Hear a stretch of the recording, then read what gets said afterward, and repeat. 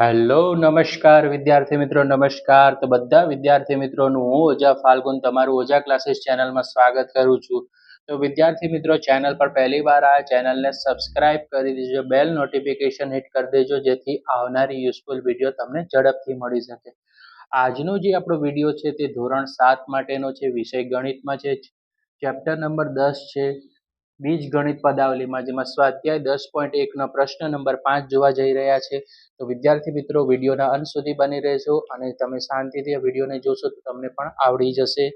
તો વિદ્યાર્થી મિત્રો પ્રશ્ન નંબર 5 આપણે સ્ટાર્ટ કરીએ છીએ કે નીચેનું એકપદી, દ્વિપદી અને ત્રિપદીમાં વર્ગીકરણ કરો. હવે તમે જુઓ, એકપદી એટલે જેનું એક પદ હોય, દ્વિપદી એટલે બે પદ અને ત્રિપદી એટલે ત્રણ પદ હોય ને ત્રિપદી કહેવાય. બરાબર. પદ એટલે જે આપણે આ છે પહેલું સંખ્યા છે કે 4y માઇનસ છે 7z.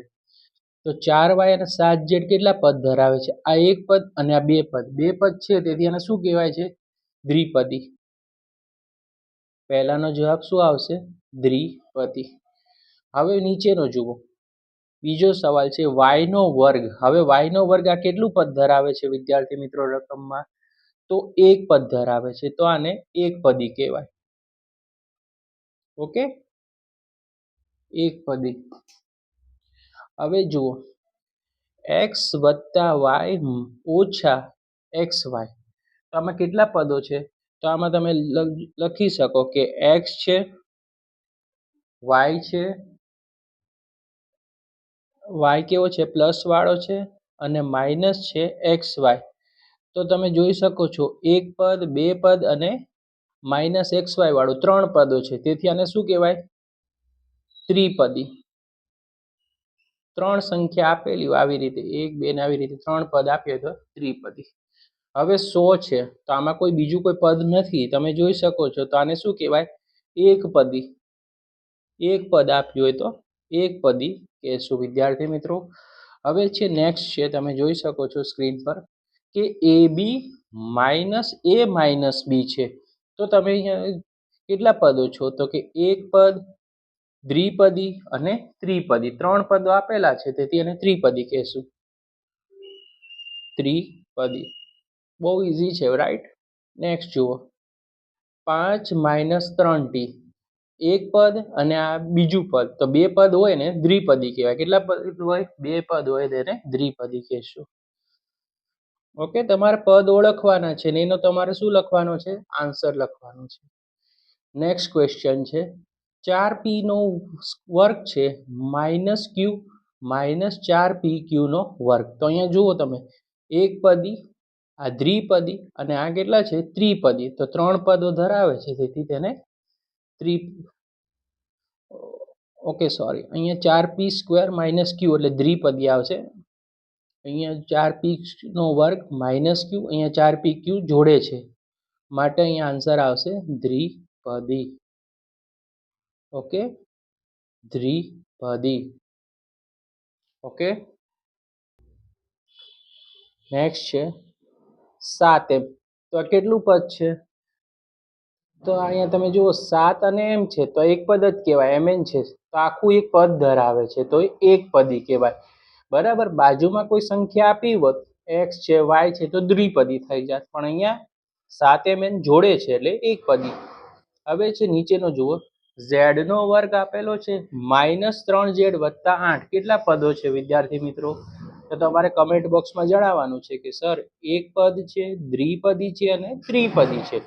તો અહીંયા તમારે આન્સર લખવાનો ત્રિપદી. રાઈટ? બહુ ઈઝી છે, પ્રેક્ટિસ કરજો તો આવડી જશે. a નો વર્ગ વત્તા b નો વર્ગ, આ કેટલા પદો છે? તો આન્સર આવશે સ્ટુડન્ટ દ્વિપદી. બે પદો હોય એટલે દ્વિપદી, અને ત્રણ પદો હોય તો ત્રિપદી, અને એક પદ આપ્યું હોય તો એકપદી.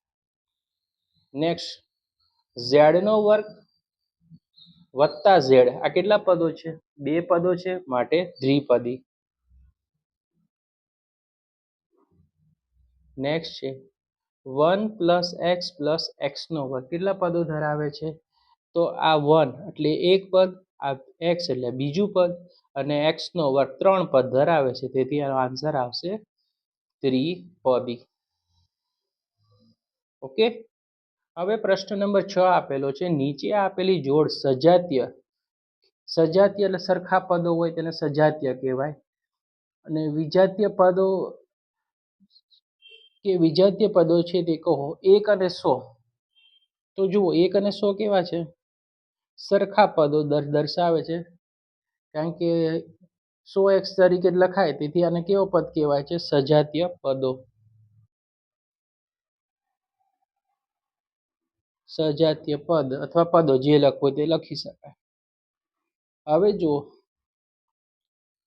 આમાં જુઓ -7x, 5/2x. તો આ કેવો પદ છે? તો કે સજાતીય પદો છે. બરાબર, સજાતીય પદો છે.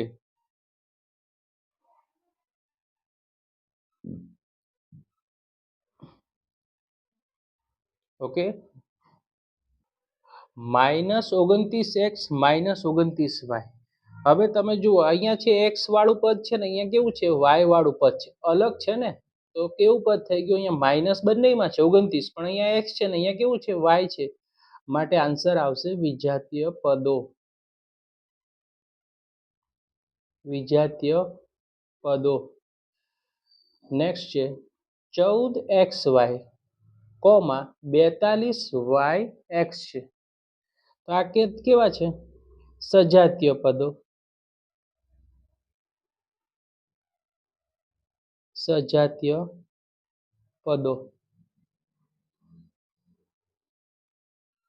નેક્સ્ટ છે 4m² p, 4m² p, અને અહીંયા છે 4mp².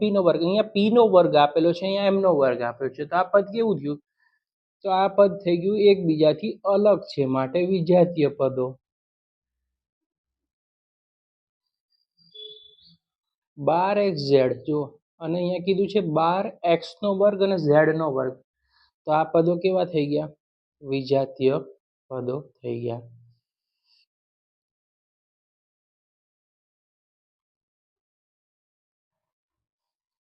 તો વિદ્યાર્થી મિત્રો, અહીંયા પ્રશ્ન નંબર 5 અને 6 પૂરો થાય છે. તમને વિડીયો પસંદ આવે તો વિડીયોને લાઇક કરવાનું છે, ચેનલને સબસ્ક્રાઇબ કરવાનું છે, અને તમે કમેન્ટ કરજો જો વિડીયો પસંદ આવે તો. આવા જ યુઝફુલ વિડીયો આપણે તમારા માટે બનાવતા રહીશું. Like, share and subscribe. Thanks for watching.